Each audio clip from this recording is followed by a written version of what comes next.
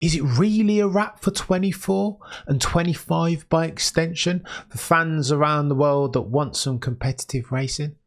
I don't know, because it depends who you talk to at this stage.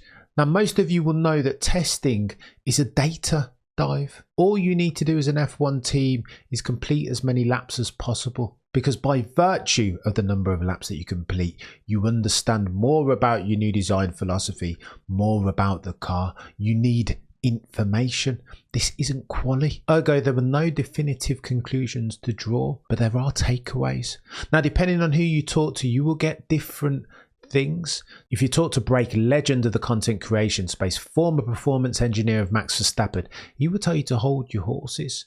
We can't read anything into this. But then you listen to Sky Sports F1's Ted Kravitz, and he'll have you believe that the delta between Red Bull and the rest is anywhere between 3 and 8 tenths. That's a humongous margin. And there are a couple things that lean into that, most noteworthy of which is the AMUS article that says that Red Bull had their engines turned down. And I mean, how scary is that for the rest? For the millions of F1 fans around the world that are waiting for one of the other brave 19 drivers to step up and challenge Max Verstappen in earnest. Ominous, it seems, is the word of the day. Williams' Alex Albon argues 0.6. Mercedes argue that Red Bull have a second. But if the guesstimates are so wide-reaching in their range, you could argue then, surely nobody knows nothing.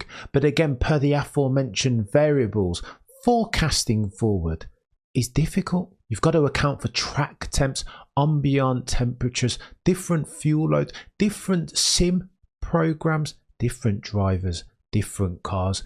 Indeed, the teams are at different stages of their life cycle, different stages of trying to expedite their learning curve. And I mean, this speaks to a Red Bull team via Adrian Newey, who'd nailed themselves a design concept that absolutely worked. It was stable, and the drivers were able to extract 10 tenths out of it each and every single time. And testament to that is that Max Verstappen on day one was experiencing just a bit of understeer, came into the pits and had his guys fixed for it. The very next lap, he was pushing out purples. That, ladies and gents, is indicative of an easily understandable, malleable platform out of which the driver can extract 10 tenths. And so why would Red Bull tinker? They had durable competitive advantage to play with over the rest of the field. And so most aficionados argued that it would be an evolution of an RB20, not a revolution.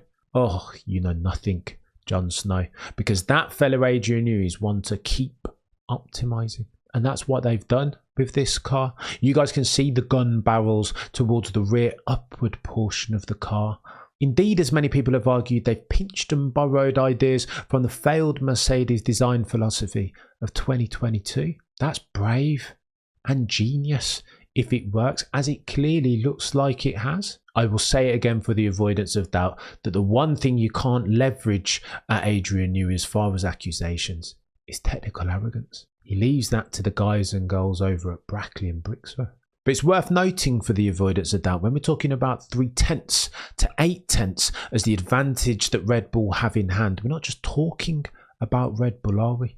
We're talking about Red Bull pedalled by one Max Verstappen. Sufficiently ominous to where Fernando Plan Alonso, a dude with probably the best racing brain on the grid currently, has said that all the other 19 drivers not named Max Verstappen know that in 2024 they're not competing for the Drivers' Championship. Blimey. Similarly, George and Lewis are positive on the back of the 3 days of testing, saying that they've got more stability, that they're in a better position, but that notwithstanding, still they don't have the minerals to challenge a Max Verstappen. Even accounting for their sexy Y250 front wing and their brand new anti-dive front suspension, still not there. And Ferrari, in all likelihood, especially in the hands of Charles Leclerc, might be able to take a couple quali sessions off of Max. Plus, contrary to what many people said previously, their race pace has improved. Tyre degradation, not so much of a problem this year, because the difference from a competitive standpoint is one of extents and not kinds. They're close.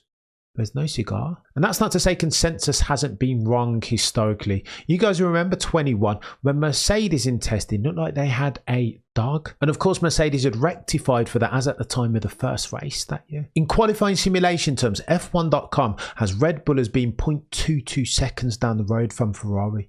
That's 25 bips. And so broadly, by all accounts, Red Bulls is the advantage, yes. They have the whip hand. We're just nickeling, diming over tenths here and there. And whilst F1 history doesn't repeat, it does rhyme.